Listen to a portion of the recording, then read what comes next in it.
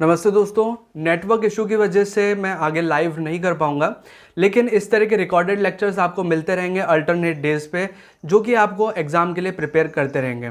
तो आज जो हमारा टॉपिक है वो है मेडिकल माइक्रोबायोलॉजी से। यहाँ पर मैं आज 4 अलग अलग टिप्स शेयर करने वाला हूँ जो कि आपके लिए बहुत इंपॉर्टेंस रखती हैं। इसकी वजह से आप इस वीडियो को स्किप नहीं करेंगे और इसे एंड तक देखेंगे। एक एक टिप आपके लिए बहुत इंपॉर्टेंस रखती है, तो please watch this video until and.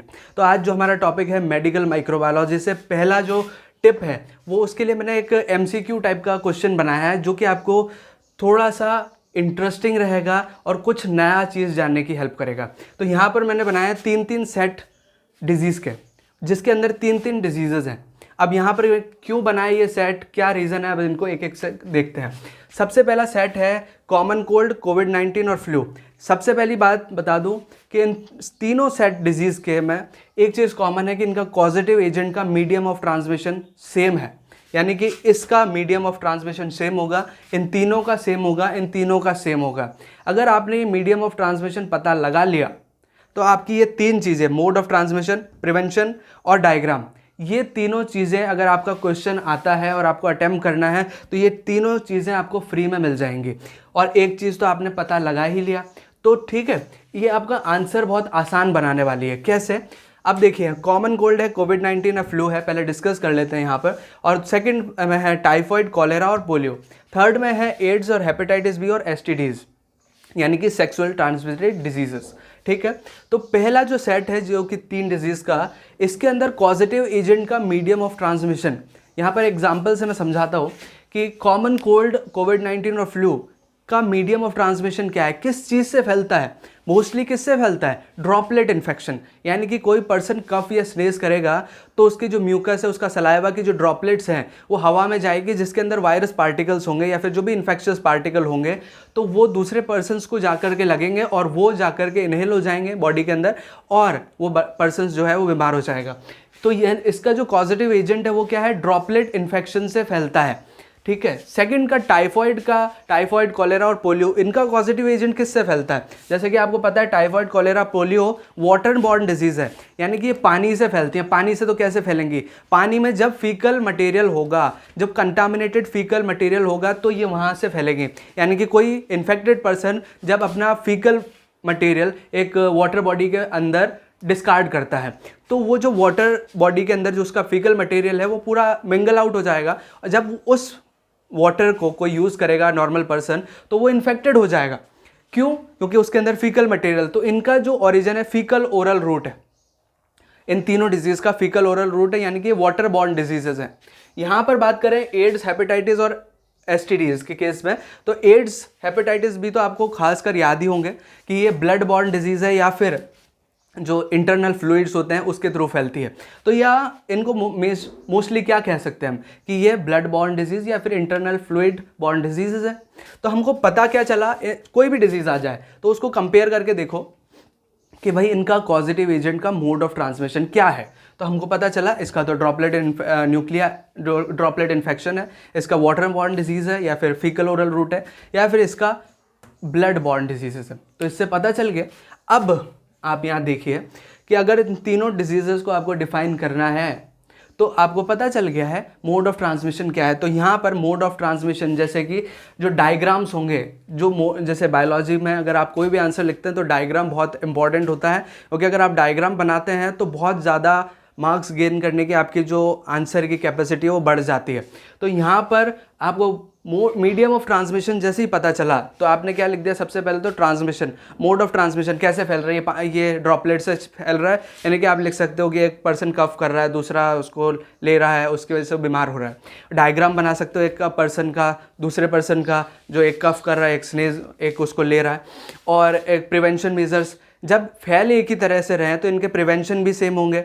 Diagram भी सेम होगा। इन सेट्स की बात कर रहा हूँ मैं, सबकी बात नहीं कर रहा, सेट के हिसाब से इसका डायग्राम एक होगा, इसका डायग्राम एक होगा। वाटर से जैसे कोई व्यक्ति है वो पानी के पास जाके अपना फीकल मटेरियल डिस्कार्ड कर रहा है, तो वो पानी में फैल रहा है, लोग उसको यूज़ कर रहे हैं, तो उस तरह का डायग्राम आप यहाँ बना सकते हो। यहाँ पर आप ब्लड ट्रांसफ्यूजन का डायग्राम्स बना सकते हो। प्रिवेंशन इनके सभी सेम होंगे कि आपको ब्लड को कॉन्टैक्ट में नहीं लेना है, यहाँ पर आपको पानी को उबाल के पीना है या फिर उसको फिल्टर आउट करके पीना है, और यहाँ पर आपको मास्क यूज़ करना है। तो इसी तरह की चीज़ें आप बड़ी सिंपल से आसानी से बना सकते हो। अगर आपको पता चल जाता है मीडियम ऑफ ट्रांसमिशन, कोई भी पॉजिटिव एजेंट, कोई भी बीमारी का, तो आप 3 पॉइंट बड़े आसानी से लिख सकते हो। तो अब बढ़ते हैं स्टेप नंबर 2 की तरफ, जो कि है फंगल डिजीज़ेस के लिए। यानी कि अगर आपको कोई भी दुनिया भर की फंगल डिजीज़ेस दे दी जाए और अगर आपने नहीं पढ़ा हो उसके बारे में, पढ़ लिया हो तो बहुत ही अच्छा, अगर नहीं पढ़ा हो तो आप 3 पॉइंट उसके बारे में, इंट्रोडक्शन की बात नहीं कर रहा, इंट्रोडक्शन बहुत इंपॉर्टेंट होता है। पर्टिकुलर डिजीज़ का पर्टिकुलर इंट्रोडक्शन होगा। अगर आपने पढ़ लिया है तो बहुत अच्छा, और अगर नहीं पढ़ा है तो इंट्रोडक्शन ही पढ़ना, बाकी चीज़ें मत पढ़ना, जो कि आपके लिए आसान होगी। अगर आपके पास टाइम कम है, अगर टाइम बहुत है तो पढ़ते रहिए, कोई दिक्कत नहीं है। लेकिन अगर टाइम कम है तो आप इन 3 चीज़ों को बड़ी आसानी से लिख सकते हो किसी भी कॉमन फंगल डिजीज़ के लिए। फॉर एग्जाम्पल, कोई भी XYZ फंगल डिजीज़ है तो उसका कॉज, उसका डायग्नोसिस और उसका ट्रीटमेंट लगभग सेम ही होंगे। जब तक आप स्पेसिफिक मेडिकेशन उसमें नहीं डाल देते हो, या तो आपको स्पेसिफिक मेडिकेशन पता हो कि इस डिजीज़ की ये स्पेशल मेडिसिन है, वो बात अलग है। लेकिन अगर एक कॉमन बेसिस पे हम बात करें तो उसका कॉज, उसका डायग्नोसिस और उसका ट्रीटमेंट, कोई भी फंगल डिजीज़ है, सेम होगा, ऑलमोस्ट सेम होगा। कैसे? देखिए, कोई भी फंगल का कॉज क्या होता है कि या तो गीले कपड़े पहन रखे हैं या फिर पसीने से कपड़े गीले हो गए हैं, उनको आपने पहन रखा है, तो क्या होगा? मॉइस्चर होगा। अगर ज़्यादा मॉइस्चर होगा तो फंगल इन्फेक्शन फैलता है। दूसरी चीज़, अगर उस पर्सन की इम्यूनिटी कमज़ोर है, उसकी पर्सन की जो इम्यूनिटी है वो बहुत कम है, तो उसको फंगल इन्फेक्शन होगा। जैसे कैंडिडा एक नॉर्मल फ्लोरा के थ्रू भी हमारे बॉडी के अंदर रहता है, हमारे स्किन के ऊपर, हमारे बॉडी के अंदर अलग अलग जगह कैंडिडा होता है। लेकिन जिस पर्सन की इम्यूनिटी कम हो जाती है उसको कैंडिडा इफेक्ट कर देता है। I am not talking about the mutant species, but a general concept that कि अगर कोई की इम्यूनिटी बहुत कम है तो वह उस आदमी को मॉइस्चर या लो इम्यूनिटी की वजह से ये फंगल इन्फेक्शन होगा।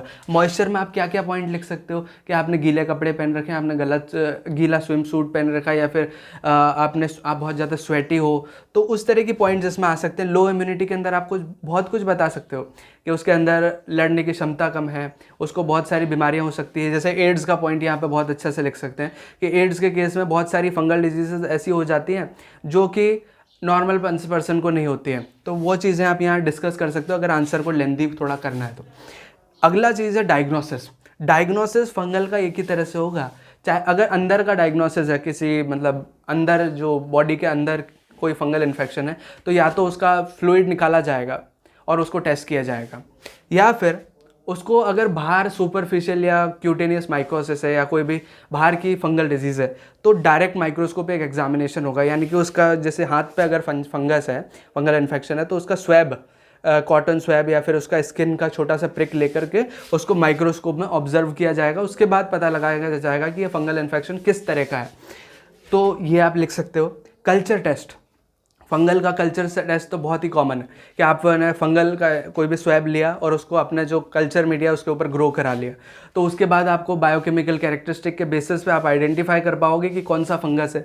तो इस तरह से मॉइस्चर, पहली चीज़ तो कॉज और डायग्नोसिस तो बिल्कुल सेम होगा। थर्ड, ट्रीटमेंट आएगा एंटी फंगल ड्रग्स से। अगर आपको स्पेसिफिक एंटी फंगल ड्रग्स पता है तो बहुत बढ़िया, नहीं तो ये 2 नाम तो बहुत ही अच्छे से याद रखिए, क्लोट्रीमेजोल और ललिकानाजोल, या जो भी अलग अलग बहुत सारी होती हैं, तो ये 2 तो आप याद रख लो। क्लोट्रीमेजोल तो एक चीज़ है, अगर वजाइनल इन्फेक्शन है, ईस्ट इन्फेक्शन, तो क्लोट्रीमेजोल का टॉपिकल सॉल्यूशन यानी कि लिक्विड सॉल्यूशन आ गया। और अगर फंगल इन्फेक्शन यहाँ पर है तो ट्यूब्स आ जाती है, बहुत सारी क्रीम्स आ जाती हैं या फंगल टैबलेट्स आ जाती हैं।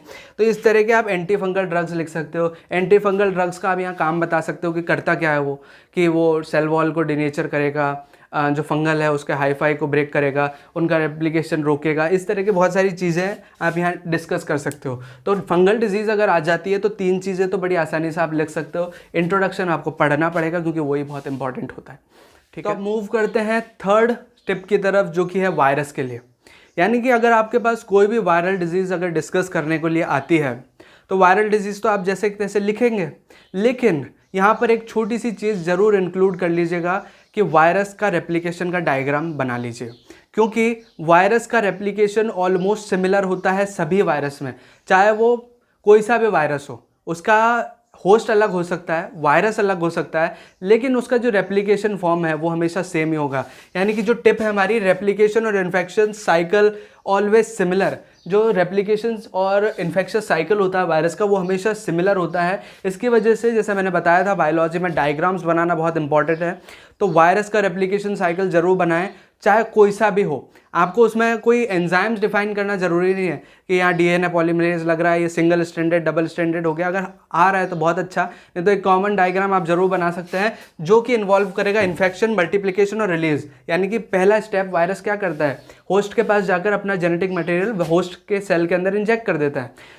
होस्ट का सेल, जो वायरस का डीएनए है या आरएनए है, जो भी उसका जेनेटिक मटेरियल है, वो होस्ट के डीएनए को डीनेचर करेगा और क्या करेगा, सेकंड स्टेप में मल्टीप्लिकेशन, यानी कि अपने जो वायरल पार्टिकल्स हैं, यानी कि अपना जो जेनेटिक मटेरियल है उसको रेप्लिकेट करना चालू करेगा। उसके बाद वो जेनेटिक मटेरियल क्या करेगा, बहुत सारे प्रोटीन कोड बनाएगा और मतलब बहुत सारे वायरल पार्टिकल्स उसके अंदर सेल के अंदर बन जाएंगे। उसके बाद थर्ड स्टेप क्या होता है, रिलीज, यानी कि बहुत सारे वायरल्स रिलीज हो जाएंगे उस सेल को बस्ट करते हुए।